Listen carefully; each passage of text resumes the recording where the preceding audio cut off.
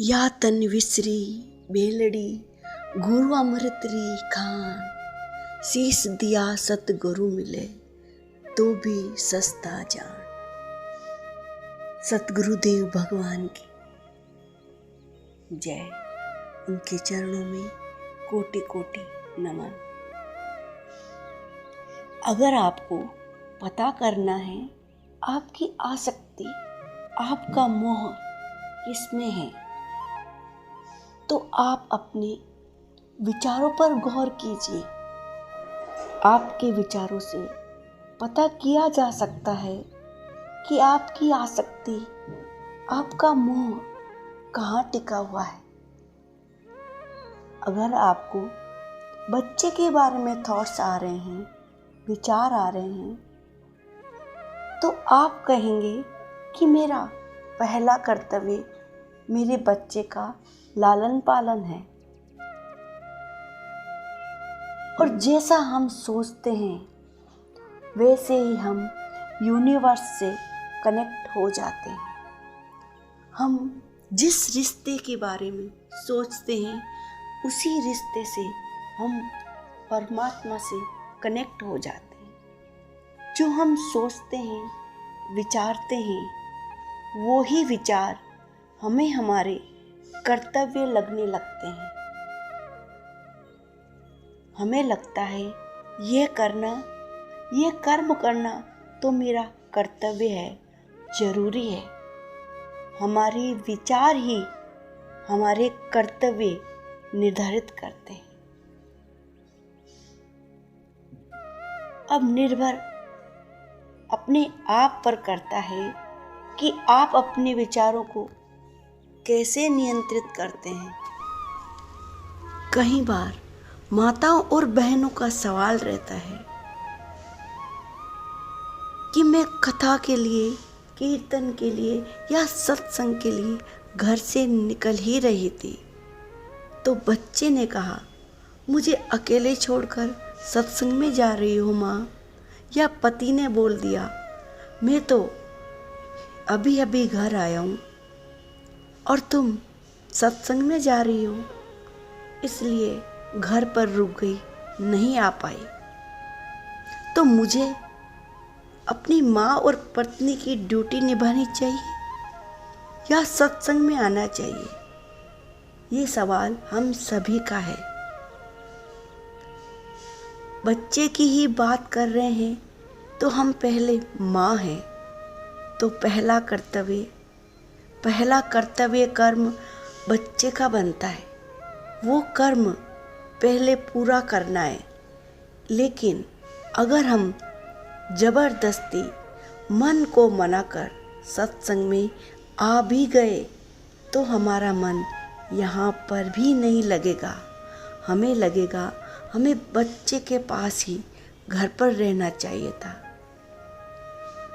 और अब हमें हमारे विचार मजबूर कर रहे हैं बच्चे के कर्तव्य के लिए। अब हमारा मन ग्लानि से भी भर सकता है। अब ज़्यादा विचार किसकी तरफ लगेंगे? बच्चे की तरफ ना, सत्संग में नहीं। अब आप सोचते हैं मुझे सत्य पर भी रहना है, तो आपको समझ में आ जाना चाहिए कि सत्य क्या है। बच्चे के कर्तव्य कर्म करते करते आज हमारा बच्चा 30 वर्ष का हो चुका है और आज भी हम उसी कर्तव्य कर्म में बंधे हुए हैं।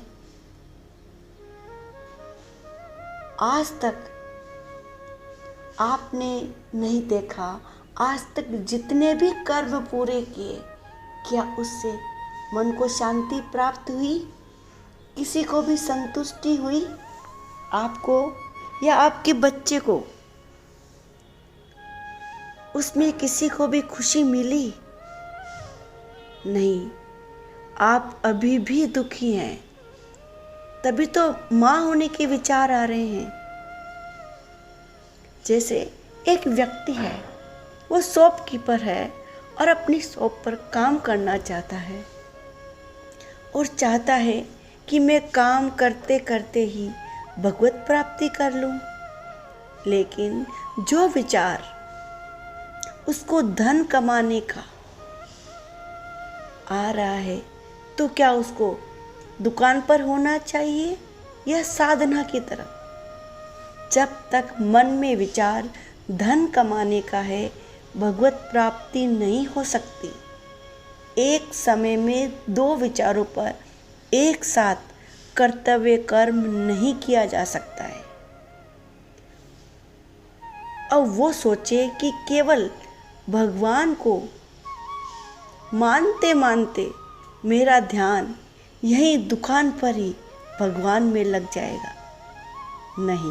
नहीं लगेगा, क्योंकि उसको अभी भी विचार धन कमाने का है।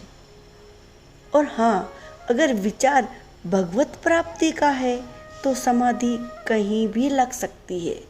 दुकान पर रहकर पहले पैसा ही कमा लो, सच का समय अभी नहीं आया है।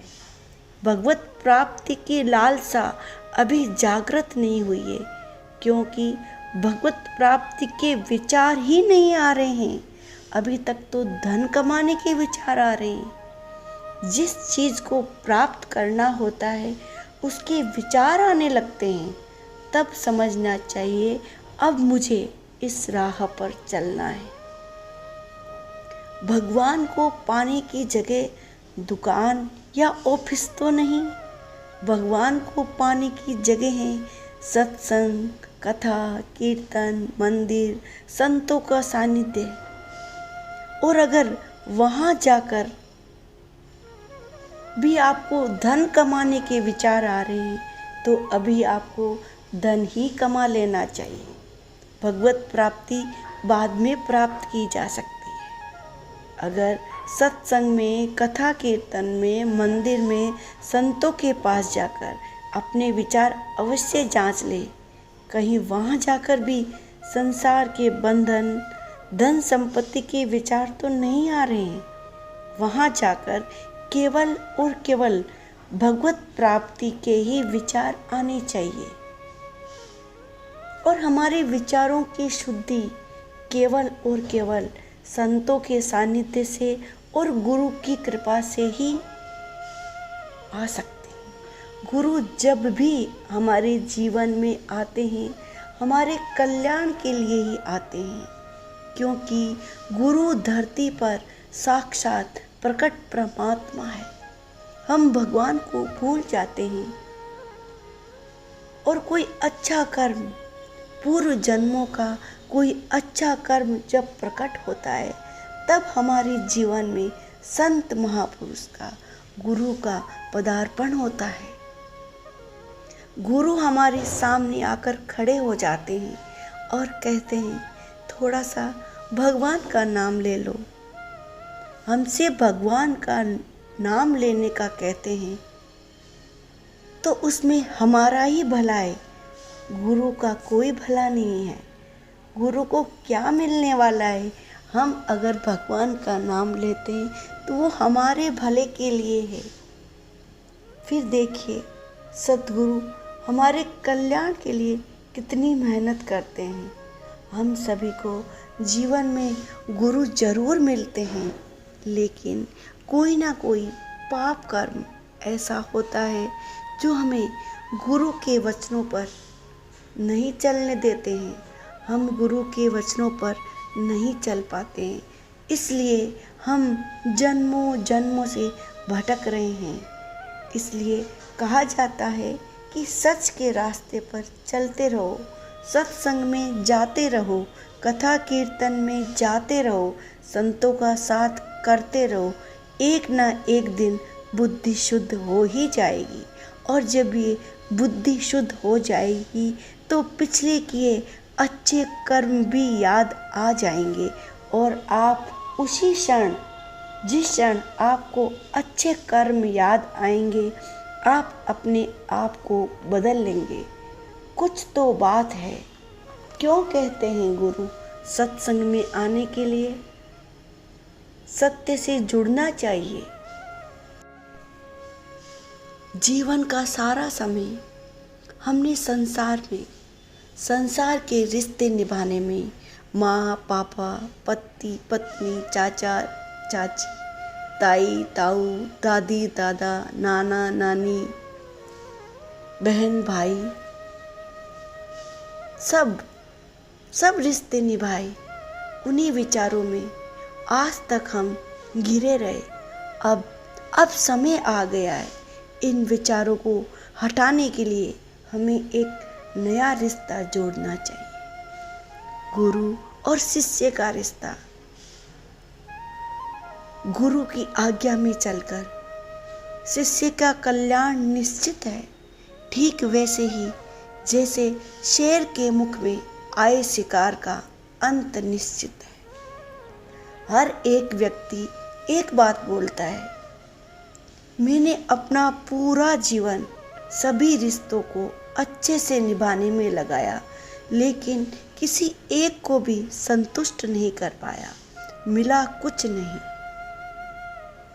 गुरु हमें एक ही बात बोलते हैं, अज्ञानी होने के कारण सारा जीवन इस संसार में इस देह को लगा दिया, और जब शरीर को कुछ नहीं मिला तो हम कहते हैं सब का सब कुछ किया पर मिला कुछ नहीं।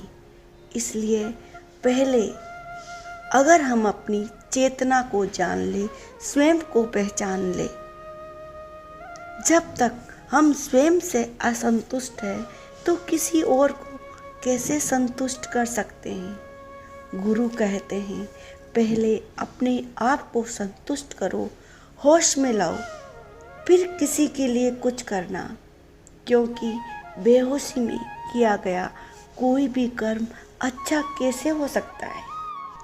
हम क्या करते हैं, हम बेहोशी में कहते हैं हम अज्ञानी बेहोशी में कर्म करते हैं और कहते हैं मैंने कितना दान किया, मैं ब्रह्म मुहूर्त में 4 बजे उठता हूँ।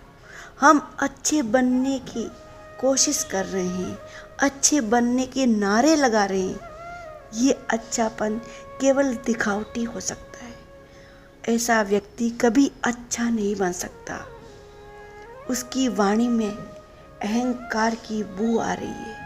मैं इतना बड़ा ज्ञानी, मैं इतना बड़ा दानी, मैं इतना जल्दी उठने वाला, ब्रह्म मुहूर्त में उठने वाला संत, वो सचमुच में अच्छा नहीं है। उसने अनजाने में ही अज्ञानवश और कुछ इकट्ठा नहीं किया, अहंकार इकट्ठा कर लिया है।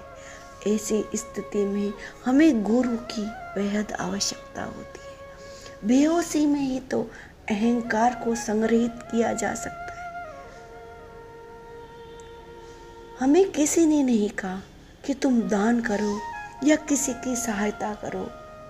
कहीं ना कहीं हमारा स्वार्थ होता है, तब हम अच्छे कार्य करके उसका ढिंढोरा भी पीटते फिरते हैं। ऐसे कर्म हमें कहीं नहीं पहुंचा सकते हैं, केवल गर्त के अलावा। जितना ज़्यादा अच्छे बनने का दिखावा करेंगे, और जितना ज़्यादा अच्छे के दिखावा करने वाले लोग उतने अच्छे होते नहीं हैं, बस समाज के सामने अच्छा बनना चाहते हैं। जब कुछ नहीं मिलता है तो यही कहते फिरते हैं इतना किया, फिर भी आज हमें कोई नहीं पूछता। इसलिए गुरु कहते हैं अच्छा करने से पहले अपने प्रति जागो, अपनी चेतना को जगाओ। अरे पहले होश में आओ, पहले होश में आओ। अज्ञान की नींद में मैं सोई थी, गुरु